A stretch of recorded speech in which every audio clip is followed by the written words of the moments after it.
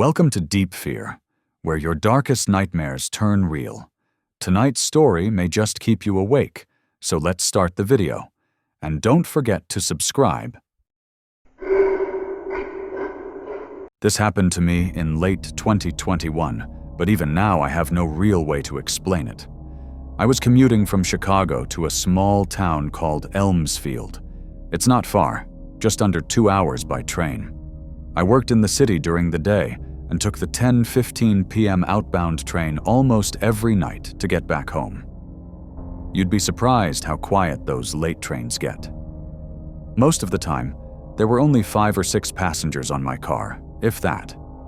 A few college kids half asleep with earbuds in, an old man who got off 3 stops before me, and sometimes a ticket checker who barely made eye contact. But one Thursday night, the last Thursday in October actually, I boarded the train like normal and ended up somewhere I shouldn't have. Somewhere I can't find on any map. Somewhere called Darrow Station. I remember running a little late that night. My shift had gone long, and I had to sprint through Union Station to make it to Platform 9. There was a train sitting there, doors open, no conductor in sight. The sign said, Elmsfield Line, right where I needed to be. The interior was dimmer than usual when I stepped in. That was the first red flag. Normally, those commuter cars have warm overhead lighting, not bright, but enough to see clearly. This one felt off. The lights above flickered ever so slightly, like they hadn't been serviced in years. The upholstery on the seats looked older. Faded red instead of the usual dark blue. Still, I chalked it up to a different model. Maybe an older train, pulled from storage or backup rotation. I didn't think much of it. I took my usual seat near the back, set my bag down, and put in one AirPod. The train pulled away exactly on time. 10:15 p.m. That's when the second red flag hit. No one else was in the car. Not a single soul. Even on slow nights, there's always at least 1 or 2 other passengers. But this time, it was just me. And the silence. I tried to distract myself, scrolling through some old saved playlists since I didn't have signal. A few minutes in, I realized something else was missing. There were no announcements. Usually the train makes periodic stops with that automated voice. Next stop, Oak Ridge. Approaching Elmsfield. But this train had none. No sound, no conductor, just the quiet hum of the tracks. I looked out the window and felt my stomach turn a little. There were no lights outside, no stations, no street lamps, just black trees rushing past the glass, like I was moving through a tunnel carved into the woods. At one point, I pulled up my phone just to check where I was. No service, not even Wi-Fi. The no signal bar wasn't even blinking. My phone didn't recognize any location at all. About 35 minutes in, I realized we hadn't stopped. Not once. Normally, there are 3 stations before Elmsfield, and we always slow down, at least a little. But this train just kept going. Faster, actually. And the scenery outside, if you could call it that, had become even stranger. The trees weren't just dark now. They were wrong. They leaned in unnatural angles. Some had no leaves, others were covered in what looked like ash or dust. I thought maybe I was just tired. My brain playing tricks on me. That was until I noticed the man. 3 rows ahead of me, in the opposite aisle, a man was sitting, completely still. I hadn't seen him when I boarded. I would have noticed. He was wearing a thick gray coat, gloves, and what looked like an old-style hat, the kind you'd see in the 1950s. He wasn't moving, not breathing, just staring forward. I cleared my throat, kind of to make myself feel less alone, and he didn't react. He didn't blink. His head slowly turned toward me, and I swear, it didn't rotate naturally. It jerked like a broken puppet, chin clicking as he faced me. I froze. His face was pale, almost gray. His eyes were way too wide, and his lips were curled in a grin that didn't move, didn't shift, just stuck like it had been carved into him. He mouthed something. I couldn't hear it. No sound. But his lips moved anyway, like a whisper on mute. Then, he stood up. That's when I panicked. I grabbed my backpack and stood too, backing towards the door. But the moment I did, he took a step forward. Slow, deliberate, like he was mimicking me. The lights flickered. And in a blink, he was gone. Just vanished from the aisle like he'd never been there. I ran to the connecting door and yanked it open.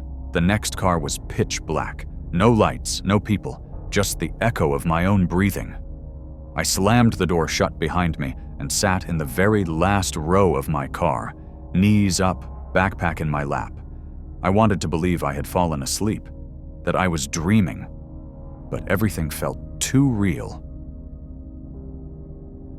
About 10 minutes later, the train began to slow. Finally. I looked out, expecting to see Elmsfield Station or something familiar. What I saw instead was the most run-down, fog-covered platform I'd ever seen. A single metal sign hung crooked above the fog. Darrow Station.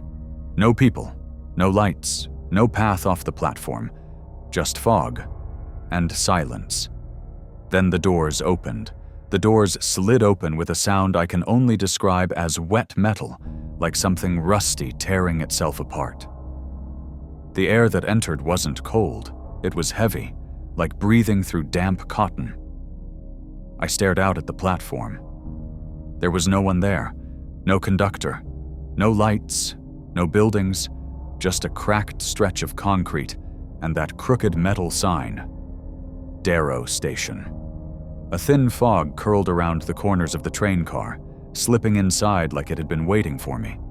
My body froze. Every instinct screamed not to step out, not to move, but my legs had other ideas. Before I realized it, I was standing on the platform, backpack over my shoulder, as the doors slid shut behind me. The train didn't linger. It pulled away in silence, swallowed by the thick fog in seconds. And I was alone.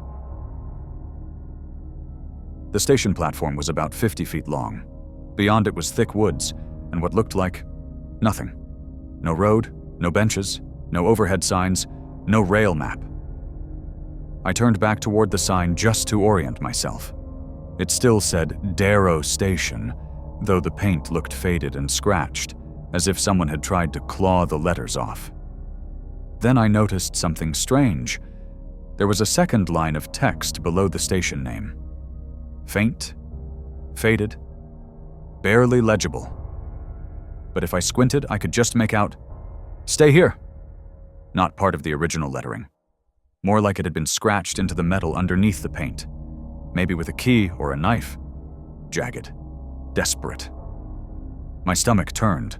I took a step backward, but my heel slipped slightly off the platform edge. When I caught myself, I looked down. No tracks. The metal rails just ended beneath the fog. The train I had arrived on had vanished, but there was nothing below me to suggest it had ever been real. No gravel, no steel, just black dirt and an eerie hum vibrating up through my shoes. That's when I heard the whisper. At first I thought it was the wind, but the air wasn't moving. Then I realized it was a voice. Not loud, not clear, but definitely a whisper, right behind me. I spun around. No one, but something had changed. The fog wasn't just low to the ground anymore. It was rising, fast. It swirled up around my knees, then my waist, then my shoulders, and with it came something I'll never forget. Shadows. They weren't shapes, not like people or animals. They were just darker pieces of the fog itself, moving against the flow, pressing in around me, like the mist had eyes. I took out my phone to use the flashlight. No signal. Still. The flashlight app opened, but the beam barely pierced the air around me. It felt like trying to shine light through smoke.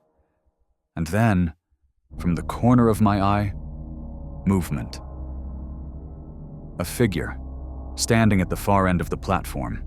Tall, thin, wearing a long coat, maybe black or dark gray. At first I thought it was the same man from the train car, the one who stared at me. But this figure was even taller, almost inhumanly so. Its arms hung too low. I couldn't see a face, just a shape in the fog, unmoving. I stepped back, and the figure stepped forward. 2 steps, I turned and ran, straight down the length of the platform. As I did, I saw a stairwell I hadn't noticed before, tucked behind the sign. Half buried in moss and shadows, leading underground. No signs, no lights, just stone steps descending into black. But the figure behind me was closing in. I could hear something now. Breathing. Ragged, gurgling. Not natural. I didn't think. I just ran down the stairs. The underground passage was silent, except for the sound of my own footsteps slapping the old stone floor. The walls were wet, covered in strange markings, not graffiti but symbols, circles, jagged crosses, spirals that led nowhere. Some of them looked fresh. I followed the narrow tunnel for what felt like 20 minutes. The deeper I went, the colder it got. And then I saw it.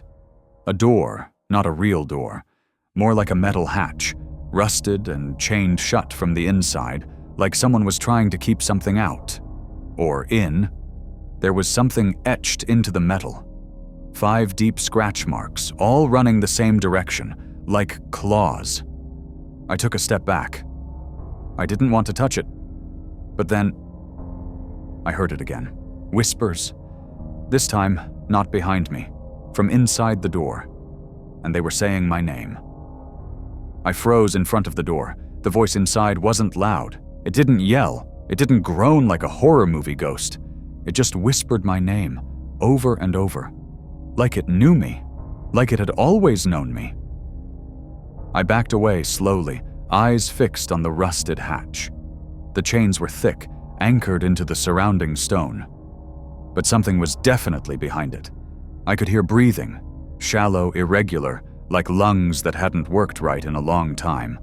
And underneath the breath, a low scratching sound. Something inside wanted out. I turned and started walking back up the tunnel. Fast. But the air had changed. It was heavier now, hotter, and the markings on the walls, the symbols, looked different, like they were bleeding. I didn't look too closely. I didn't want to know if it was paint or something worse. About halfway up the tunnel, I realized the layout was wrong. I had only come down about 25 steps. But I'd been walking up for over 5 minutes. My phone still had no signal, no GPS. And now, the flashlight was flickering. I tapped the screen. Nothing. And then the light went out. Total darkness. I stood still, afraid to move. That's when I heard the footsteps. But they weren't mine. They were coming down the stairs, slow and deliberate, each one heavier than the last. I didn't wait. I turned and ran back down the tunnel, back toward the whispering door. Not because I wanted to, but because I had no choice. The thing coming down the stairs wasn't going to stop, and it wasn't alone. As I ran, I felt something brush past my arm, like fingers, cold, thin, wrong. I didn't see anything, but I swear I heard laughing, soft, low, and childlike. When I reached the door again, it was open. The chains had fallen to the ground. The metal hatch now swung slightly, creaking, revealing a room beyond, lit by a single bulb hanging from the ceiling. The room was small, stone walls, damp floor. In the center there was a chair, and someone, or something, was sitting in it, back turned. Still, I should have run. But something pulled me forward. Not physically, mentally, like I had to see. I stepped inside the room. As soon as I crossed the threshold, the light flickered and went dim, barely enough to make out the shape in the chair. It looked like a man, but not. He was slouched forward, arms tied to the armrests with wire. His clothes were modern, jeans, a red hoodie, but his skin looked off, like it had been stretched and dried, but not rotted, mummified without age. And then he turned his head. The sound it made, I'll never forget it. A sickening crack, like wet wood snapping. His face was blank. No mouth, no eyes, just a smooth, featureless mask of skin, as if someone had sewn his features shut. But despite that, I heard him. He spoke into my mind. We all came through the train. We all got off at Darrow. I couldn't move. He raised one finger, just one, and pointed to the far wall. I turned. Another door, wooden this time, newer, with a metal handle. Carved into it were 5 words. "This way back isn't yours." My heart dropped. When I turned around, the chair was empty. And I ran for the door, didn't care anymore. Didn't care if it wasn't mine. I couldn't stay in that place.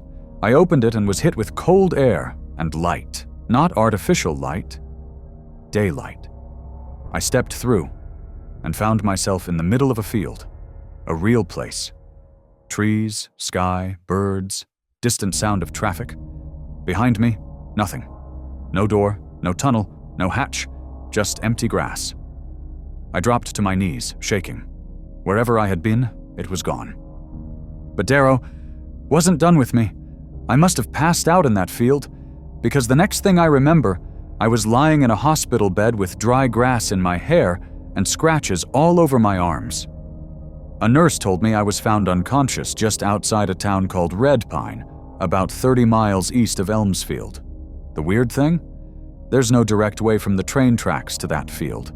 No paths, no roads, just a thick patch of wilderness with no reason to be there. A farmer had spotted me at sunrise, curled up near a dead oak tree, mumbling something he couldn't understand. I stayed in the hospital overnight for observation, but no one asked too many questions. When I told the nurse I had been on the train, she raised an eyebrow. "Trains don't run through Red Pine anymore," she said. "Haven't since the accident in '83. That hit me hard. I didn't sleep that night. When I finally got home the next day, I found something in my bag that shouldn't have been there. It was a train ticket, old, torn, yellowed like it had been buried for decades. But my name was printed on it. And the destination? Darrow Station. One way only. I swear to God, I didn't buy it. I never saw it before that day. I burned it in my sink, watched the paper curl and vanish, but even after it was gone, things didn't feel right. That night, around 2:30 a.m., I woke up to a noise from the hallway outside my apartment door. It sounded like metal sliding open. I got up, heart racing, and checked the peephole. The hallway was empty, but on the floor was a folded piece of paper. I opened the door slowly, looked both ways, then picked it up.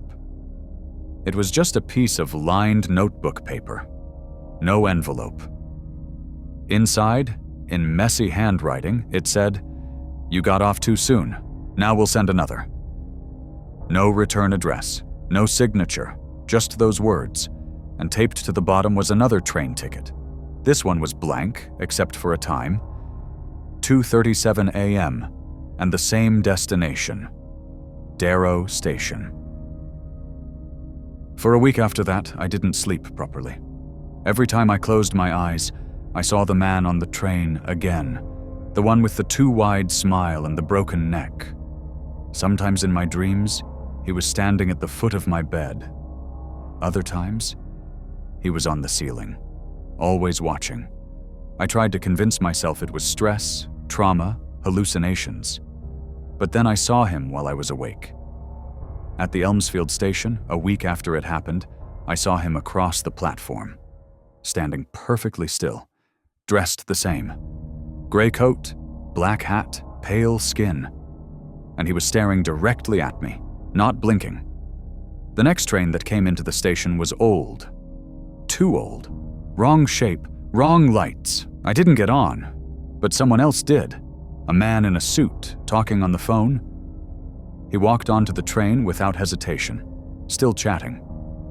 The doors closed, and the train disappeared before it reached the end of the platform.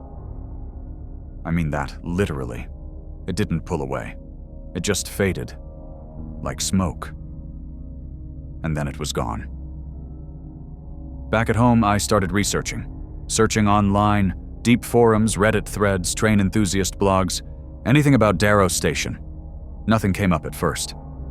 Then I found a post buried in an old ghost story forum from 2014.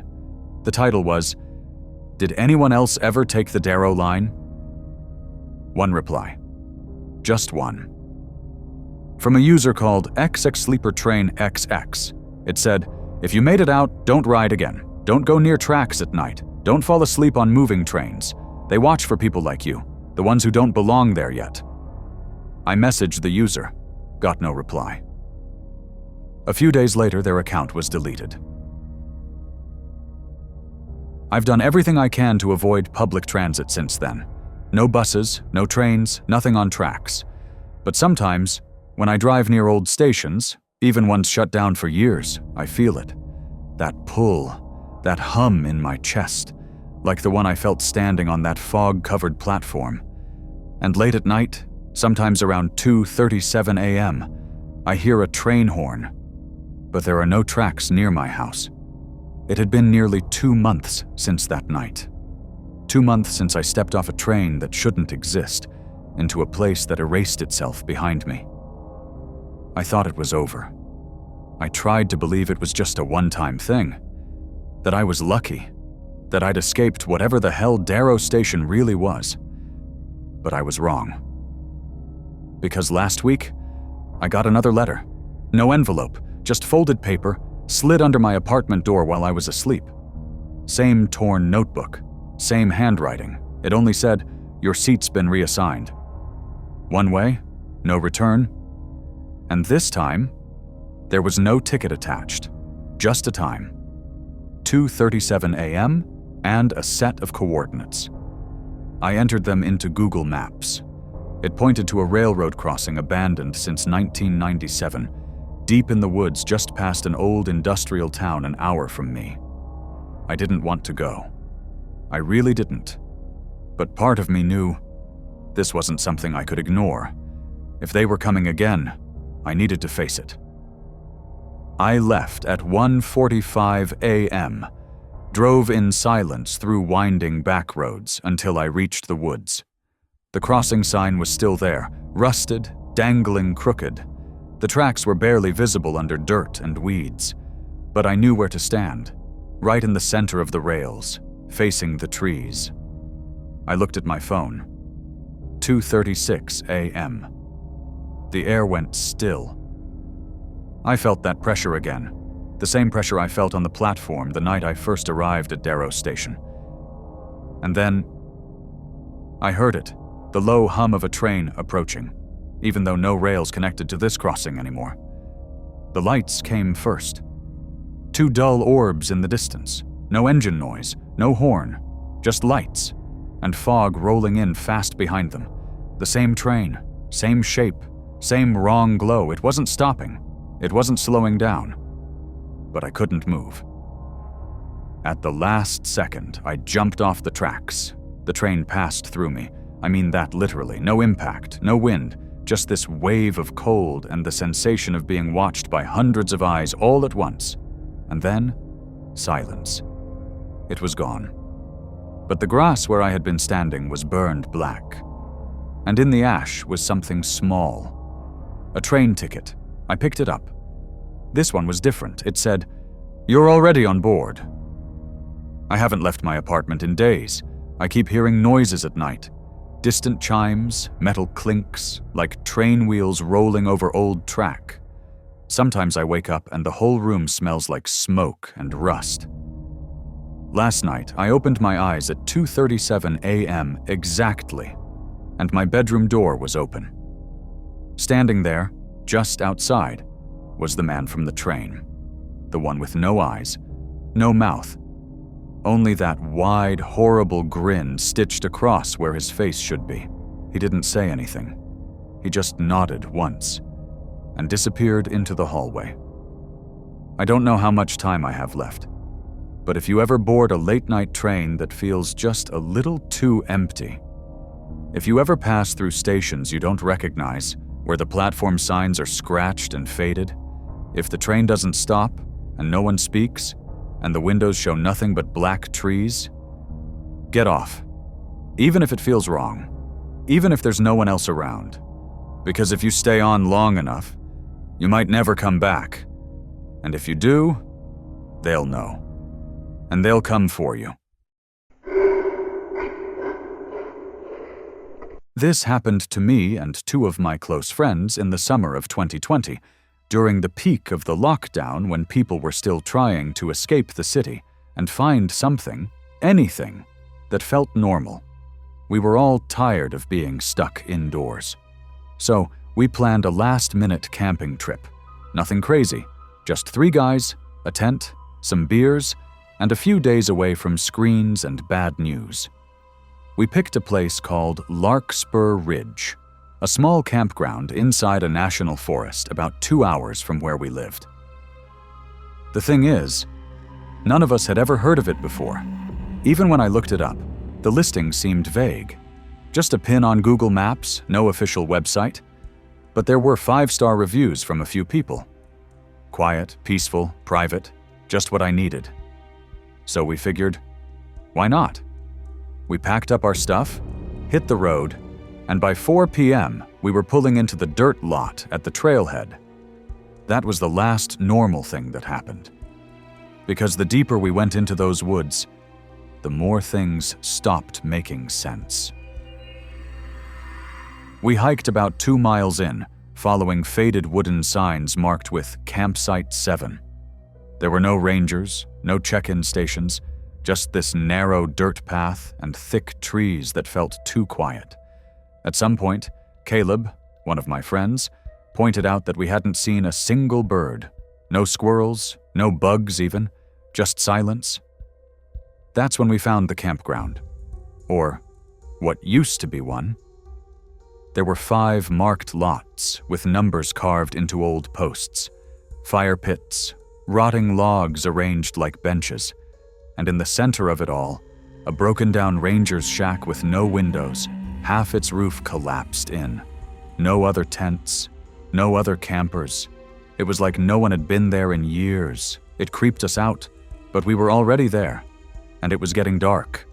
So we set up camp next to Lot 4, cracked open beers, and tried to laugh it off. Around 9 p.m., as we sat by the fire, James, the third guy with us, pointed at something in the woods. At first I thought he was just messing around, but then I saw it too. 2 pale, glowing shapes, deep in the trees, like eyes, reflecting the firelight. They were too far to see clearly, but they didn't move. They just stayed there, watching. Caleb whispered, "Probably deer." I wasn't so sure. We didn't sleep well that night. I kept hearing something walking just outside the tent, slow, heavy, like it had weight, not an animal, but every time I unzipped the flap and looked out, nothing was there. And then, at exactly 3:07 a.m., all 3 of us woke up at the same time. No reason, no sound. We just opened our eyes in sync. James sat up and said, "Do you hear that?" We listened. There was something moving through the woods, but not walking, scraping, like metal being dragged across a bark. Then we heard a low humming sound. Not a voice, not a machine, just a hum rising from the trees. It lasted maybe 10 seconds, then silence, and then laughter. It sounded like a child, or maybe a recording of one, but it was distorted, glitched, like a tape warping. It echoed through the trees once, then stopped. We sat there frozen for at least an hour, afraid to breathe. When the sun came up, we packed everything in record time. We weren't planning to stay another night. No way. But that's when we realized something that still chills me to this day. The trail we came in on? It was gone. The path we had followed into the forest the day before, the one clearly marked on GPS and even lined with old wooden signs, was just gone. We stood at the edge of the campsite, backpacks on, fire long since extinguished, staring into thick trees where the trail should have been. I pulled out my phone. No signal, no maps, no service of any kind. James tried to use a compass app, but the needle kept spinning. Full circles, like it couldn't get a fix on true north. "This is impossible," Caleb muttered. We followed a clear trail in. We walked it. We spent over 2 hours trying to retrace our steps, pushing through brambles, trying to find anything familiar. Rocks, tree markings, signs, nothing. It was like the woods had shifted behind us. And then I noticed something worse. The sun wasn't moving. It had risen, yes. But it just hung there, locked at the same angle in the sky. We checked our watches. Mine said 11:13 a.m., James's 2:27 p.m. Caleb's had stopped completely. We weren't just lost. We were stuck. We returned to the campsite, tired, shaken, trying to convince ourselves it was all just exhaustion or panic, that we'd find the trail once we rested. But things kept getting stranger. At one point, Caleb turned to James and said, "Where's your red backpack?" James blinked. "What do you mean? I've never owned a red..." He stopped mid-sentence. Because he was wearing a red backpack, we all looked at it in silence. None of us remembered him ever owning one. We had packed together. The night before, it had been black. Even James looked disturbed. He unzipped it slowly. Inside were our usual supplies and a small cassette player. We hadn't brought one. There were no cassettes, just the player itself, covered in dust. He pressed play. A voice came through the speaker, not music, not static. A man's voice, calm, matter of fact, like someone reading a radio broadcast. "You're not supposed to be here yet." Click. It shut off on its own. We stared at it. None of us spoke.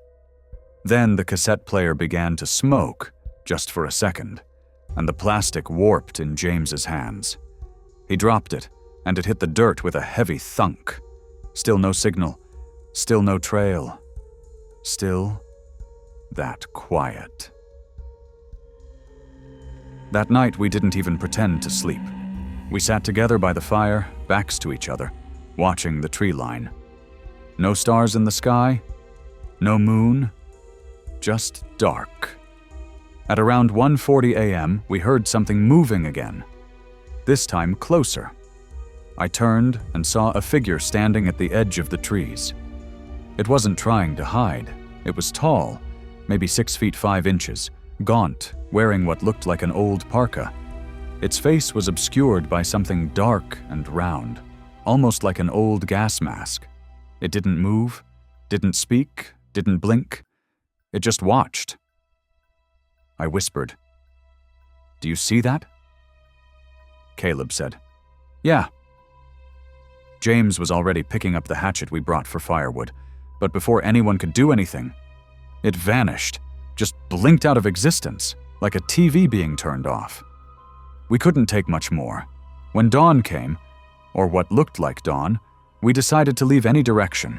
Forget the trail, forget orientation, just go somewhere until we hit a road or river or anything real.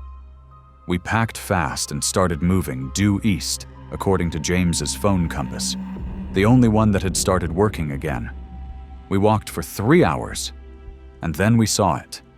The exact same campground, same fire pit, same collapsed shack, same log with the split in the middle that Caleb had tripped over the night before.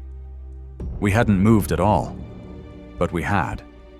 When we saw the same exact campsite, same burned out logs, same broken shack, after walking in a straight line for hours, something inside me cracked.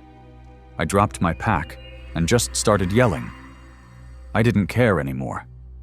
Yelling at the trees, at the sky, at whatever was doing this to us. Caleb didn't say anything.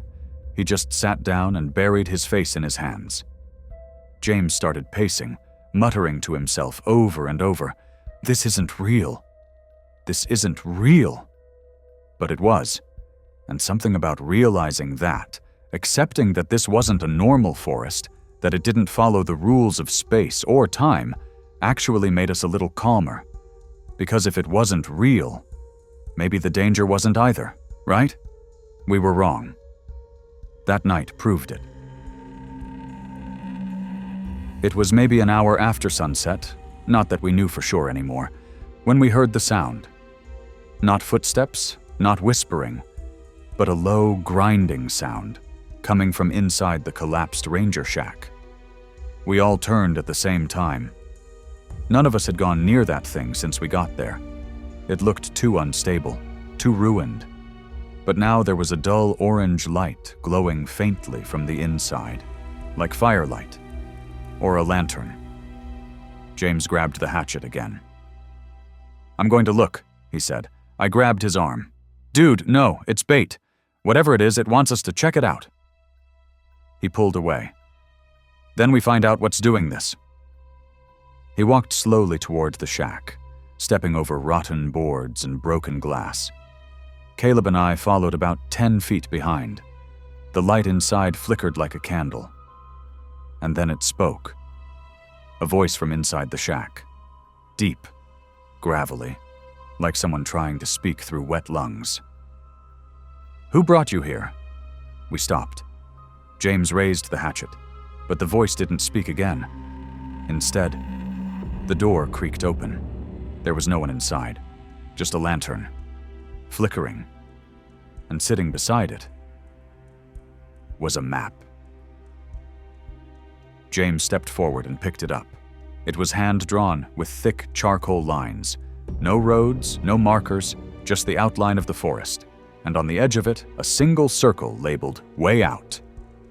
None of us recognized it. But it was something. A direction. Beneath the map, scratched into the wood floor of the shack, were 4 words. "Take nothing with you." We didn't understand what that meant, but we were too scared to care. We decided we'd leave at first light, take the map's direction and go, even if we had to burn through the woods in a straight line. We finally fell asleep that night. Just for a little while. But something woke us. It was a scream. Caleb's. I sat bolt upright and saw his sleeping bag flailing like he was fighting something.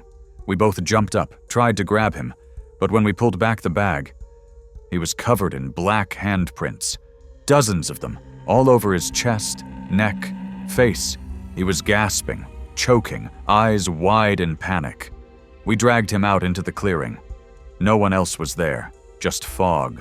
No footprints, no figures, nothing. He kept mumbling. "They're in the trees. They're in the trees." He wouldn't talk for hours after that, just sat with his back to the fire, watching the tree line with red, sleepless eyes. By morning, the handprints had faded. But Caleb was done. We all were. We left everything behind. Tents, gear, water, everything except the map. We walked the way it pointed. Hours passed, then more. The air got colder. The forest grew darker, even though it should have been midday. We were moving uphill now, the only change in elevation we'd seen since we got there. And then we saw it. A door, just standing in the middle of the woods, upright, freestanding, like someone had yanked it out of a house and dropped it there. It was tall, old, red, with a black metal handle and nothing behind it but more forest. There was a word carved across the top in capital letters. Exit. We stood in front of the red door for a long time. It didn't make sense. There was no frame, no walls, just a single upright door in the middle of the woods, standing on its own. Still, the word was right there, carved into the wood. Exit. I don't care what this is, James said. If it takes us out of here, I'm going through. He reached for the handle. Wait, I said. What if it's a trap? Caleb, who hadn't spoken much since the attack the night before, looked up slowly and said something I'll never forget. We're already in the trap. He was right. So James turned the handle. The door creaked open. Behind it wasn't the woods, it was black. Not like nighttime or darkness, more like the absence of everything. No wind, no sound, just a hollow, empty blackness that somehow looked deeper than the forest around us. He stepped through and vanished. No sound, no flash, no scream. 1 second he was there, the next gone. I looked at Caleb. He was shaking. I can't, he whispered. I can't go through that. I didn't blame him. Every part of my body was screaming not to step into that void. But we couldn't go back. We both knew it. I took a deep breath and walked through. I don't know how to describe what happened next. I didn't fall. I didn't walk. It felt like my body disappeared, and my mind was moving through memories, moments, versions of reality, like flipping through TV channels that were all me. I saw myself at age 6, riding a bike down a hill. I saw myself in a hospital waiting room. I saw myself asleep on the train, the night we left for the camping trip. Only this time I never woke up. And then I opened my eyes. I was standing on a road, a real road, asphalt, power lines, an old gas station across the street. It was dawn. The forest was behind me, thick but not unnatural, just regular woods. And standing next to me, pale, shaking, was Caleb. We had made it out, but James hadn't. We searched for him, called the police, filed missing persons reports. They combed the forest, even found the campground. But everything looked normal. No red door, no ranger shack, just overgrown sites and a few old fire pits. They didn't believe us, of course. We stopped talking about it after a while. We had to. But that wasn't the end. Because a week after I got home, something showed up on my front porch, wrapped in newspaper, no label, no return address. Inside was a small black cassette player and one tape. I pressed play. There was only one sentence. One stayed behind. Voice on the tape still echoes in my head sometimes. One stayed behind. That's all it said. No static, no noise. Just those words, in the same voice we'd heard in the ranger shack. And then it clicked. James didn't just stay behind. He chose to. A few days after that, I got a text from James's number. No message, just a pin location. I opened the map. It pointed to Larkspur Ridge, the exact campsite. I tried calling back. The number was disconnected. I told myself it was a mistake, a glitch, someone spoofing his number. But Caleb called me 2 hours later. He got the same text, same pin, same silence. We agreed we wouldn't go. We couldn't. But that night, just past 3 a.m., I had a dream. Or maybe it was something else. I was in the woods again, walking toward the red door. Only this time, James was waiting on the other side. His skin was gray, his eyes wrong. Too big, no color. He didn't speak. But behind him I could see the forest, not the one we were in, but what's underneath it. Structures, machines, things not built by people, and dozens of others, all standing still, silent, watching, like they were waiting for something. Then James leaned forward and said calmly, "They let you go." But they didn't forget. I woke up in a cold sweat. The cassette player was gone. So was the tape. I called Caleb. He answered on the first ring. "I saw him," I said. "I know," he whispered. He talked to me too. We didn't say much after that. There wasn't anything left to say. That was 3 years ago. Every now and then, I hear something outside my apartment. Metal scraping, static, the sound of distant humming. And sometimes, I see things in the woods on my drive home, standing between the trees. Figures, still, tall, watching. I never stop the car. I never answer blocked calls. And I never, ever look at the clock when I hear the knock at my door after midnight.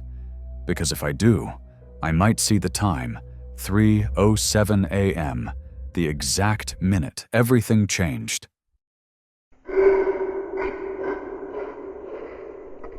This happened to me and my girlfriend during a road trip last fall. We were driving from Colorado to Northern California, just the two of us, switching off every few hours, cruising mostly through rural highways and long mountain passes.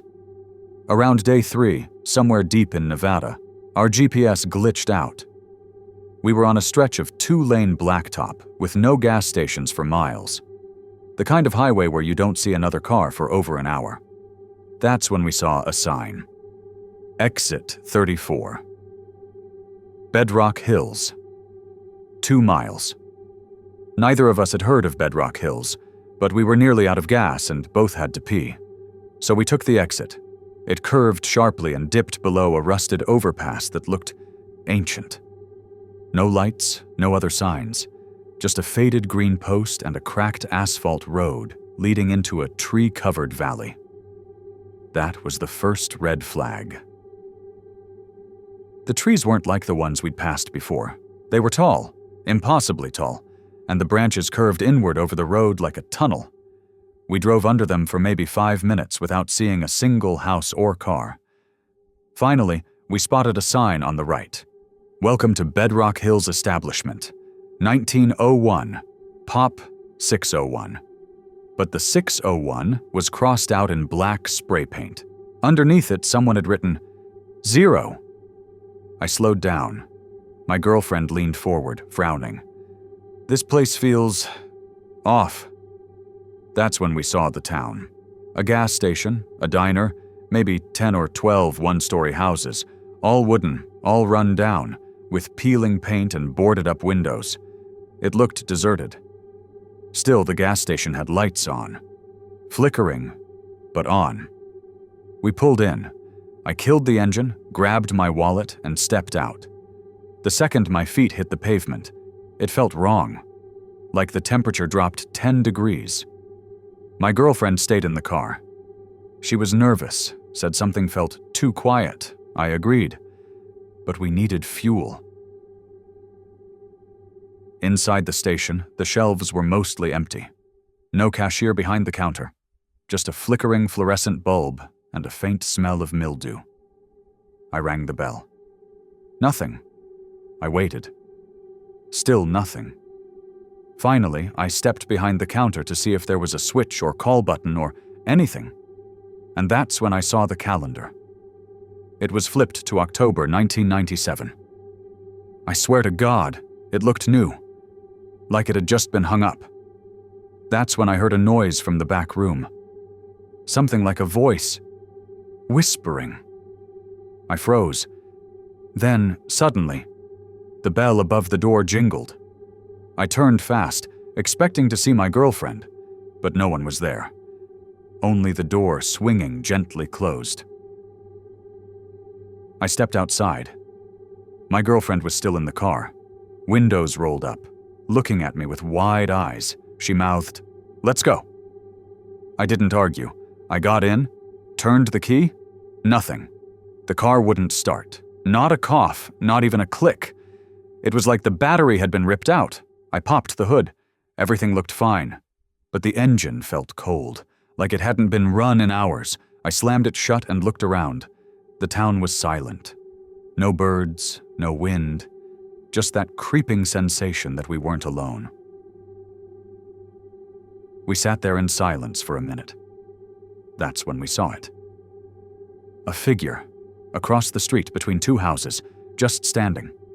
It wasn't moving, just there, watching. I couldn't see its face, just the shape of it. Tall, thin, wearing a dark coat or robe or something that seemed to shift in the light. Then it tilted its head and vanished. Not walked away, not ran, just gone. We didn't wait. We grabbed what we could from the car, water bottles, flashlights, phones, and started walking back toward the exit ramp, hoping we'd find a signal or a ranger or anything. But the road behind us was gone. I mean, gone. It didn't curve back. It didn't fade into trees. It just stopped, like the exit had never existed. And carved into the asphalt where the road should have continued were 5 words. We stood at the edge of the broken road, staring at the cracked asphalt, and those 5 words burned into it. No exit after entry. Stay. My girlfriend looked at me, her voice shaking. What does that mean? I didn't answer. I was still trying to figure out how the road we just drove down could simply not exist anymore. It wasn't blocked. It wasn't overgrown. It was just gone. She grabbed my arm and whispered, "Someone's messing with us." I wanted to believe that. But deep down, I already knew the truth. This place wasn't abandoned. It was waiting. We decided to go back toward the gas station, not because we wanted to, but because it was the only building with lights still on. Maybe there was a landline, or tools, or something. As we walked, I started noticing things I hadn't before. The houses weren't just abandoned. Some of them were staged, like someone had frozen a moment in time. One house had a dinner table set for 4, with full plates, forks placed neatly, half-melted candles. Another had an open front door, and a TV still playing black and white static, except there was no power grid. I had checked the gas station. The wires were cut. And the worst one? A swing set behind a house, creaking gently in wind that wasn't blowing, with one swing slowly turning in place, like someone had just jumped off it. Back inside the gas station, we tried every phone behind the counter. Nothing worked. There were no cell signals either, just static, even on GPS. I opened a drawer beneath the register. Inside was a notebook, torn pages, old, but a few entries were still readable. The first one said, "Day 1, car stalled near exit 34, came to town. Couldn't leave." Another, "Day 3, they come at night. They try to look like people you know." And the last one, written in darker ink. "Day 6, I'm not me anymore. I saw myself outside the window, still smiling, still watching." I showed it to my girlfriend. She didn't say a word, just walked outside and threw up. That night, we stayed in the back of the gas station, locked the door, blocked it with a shelf. We kept the lights off. Around midnight, we heard it. Footsteps, not running, not stumbling, just slow, steady steps, circling the building. Then, knocking, from the back wall, not the door, from inside the store. We held our breath. Another knock, closer, then a voice. "I saw you take the notebook." I grabbed the flashlight and turned it on, shined it toward the storage room. No one there, just the sound of the bell above the front door jingling, even though it was still locked. We didn't sleep. By morning, or what felt like morning, we decided to explore the other buildings. We checked the diner across the road. Inside were dusty menus, cups still on tables, a cash register wide open and empty. But the strangest thing? Music, coming from the kitchen. We stepped inside, and there, sitting on the floor in the walk-in freezer, was a radio. An old one, battery-powered, and it was playing an old, scratchy version of a nursery rhyme. "Ring around the rosy." Just that line, over and over again. My girlfriend shut it off. I opened the freezer and froze. Inside was a mirror, standing up against the back wall, half covered in frost. I wiped it off and looked at myself. And for a split second, the reflection smiled at me. But I hadn't smiled. We left the diner without saying a word. Whatever that thing was in the mirror, it wasn't me. It didn't just look like me. It knew me. I could see it in its eyes. And when it smiled, it was like watching something wear my skin from the inside out. We headed back toward the car, hoping maybe it would start this time, even though we both knew it wouldn't. But something was different. The houses we passed before? They were closer. I don't mean physically moved. I mean, the road was shorter now, more narrow, like the town was closing in. And the Welcome to Bedrock Hills sign? Now read, Population 2. We reached the car. The windows were fogged from the inside. I tried the handle. Locked. That didn't make sense. I'd never locked it. Then we saw the note, pressed against the inside glass, written in marker on a torn sheet of gas station receipt paper. You shouldn't have left. My girlfriend backed up. That wasn't there before. I nodded. I was trying not to panic, but something had been inside our car, and now it was telling us we made a mistake. Maybe the mirror version of you? She whispered. I didn't answer. But yeah, I was thinking the same thing. We decided to head for the church. We'd passed it earlier near the edge of town. Looked abandoned like everything else. Small white building with a crooked cross on the steeple. When we got closer, I noticed the door was slightly open. Inside was music. Organ music. But no one was playing. The pews were empty. Dusty, and the pulpit had old bloodstains on the wood. My girlfriend turned to me and said, "We've been here before." I frowned. What? She pointed at a pew. Carved into the wood were two initials. M+C. Our initials. She took a shaky step back. I swear to God, I've never been here before. But we both knew, somehow, we had. Or someone wanted us to believe that. We searched the church for anything useful. There was a basement hatch, locked shut with a heavy iron latch. Next to it, nailed to the wall, was a page torn from a Bible. One line was underlined in thick, frantic pen. They went out from us, but they were not of us. 1 John 2:19. Beneath that, someone had scribbled in all caps, "If it looks like you, don't talk to it." My girlfriend started crying. I didn't blame her. That night we went back to the gas station, locked the door, huddled in the back room, and around 2 a.m., I heard my own voice, right outside the door. "It's me, let me in."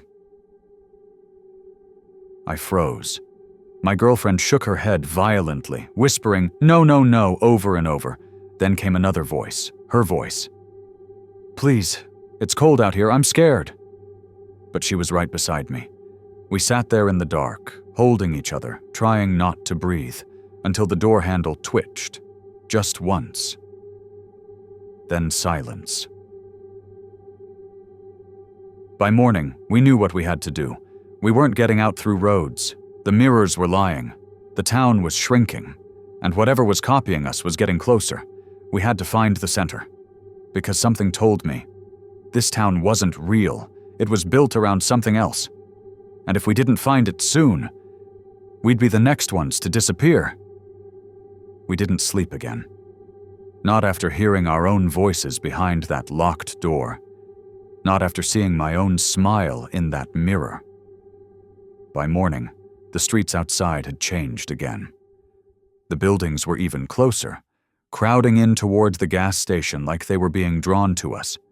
And now, in the center of the road, someone had painted something in tar or thick black ink. They're already inside.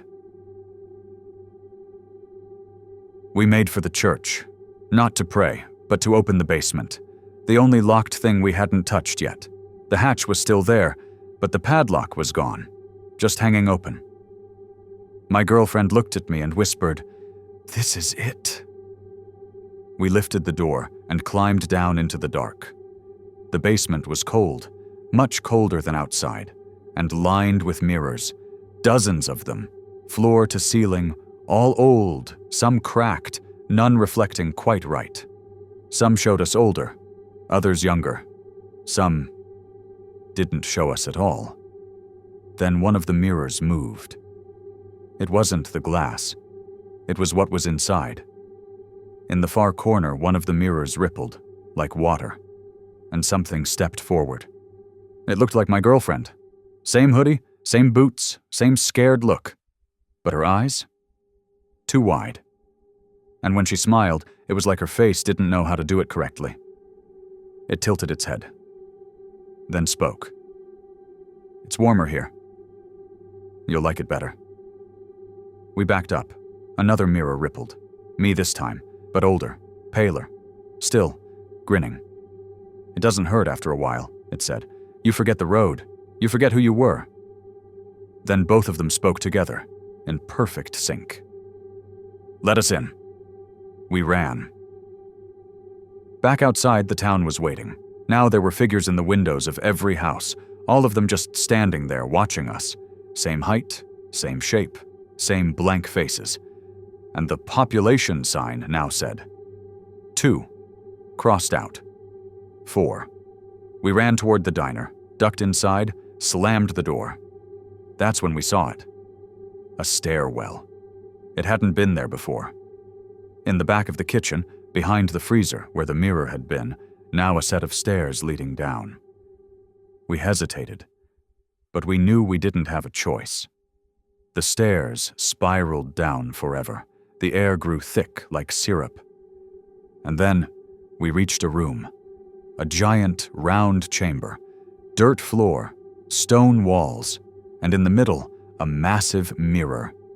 Not cracked, not broken, perfectly smooth, like water in a frozen lake, and there was something inside it, a shape, humanoid but not solid, almost unfinished.